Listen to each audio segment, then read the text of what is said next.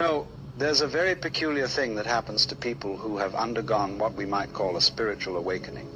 They find that crowds, gatherings of people, what we would ordinarily think of as perfectly normal social situations, become extraordinarily difficult to navigate. And I don't mean difficult in the sense of social anxiety or shyness, though it might appear that way from the outside. I mean something far more subtle and far more profound. When you wake up, when you see through the game that most people are playing, when you recognize that the emperor has no clothes, you begin to experience crowds in an entirely different way. It's rather like being the only sober person at a party where everyone else is intoxicated.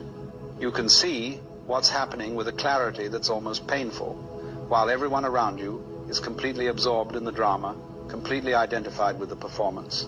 Let me describe what this actually feels like, because it's quite remarkable.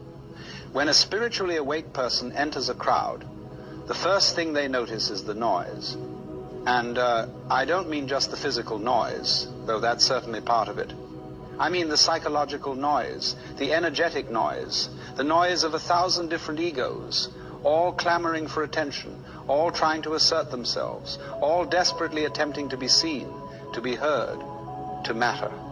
It's like walking into a room full of radios, each tuned to a different station, all playing at maximum volume, and the awake person can hear all of it simultaneously.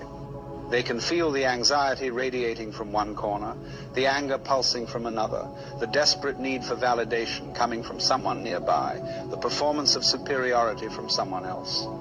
It's overwhelming in a way that's very difficult to describe to someone who hasn't experienced it.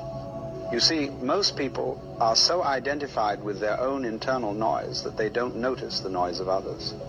They're so busy with their own thoughts, their own concerns, their own little drama, that they're essentially insulated from the collective cacophony.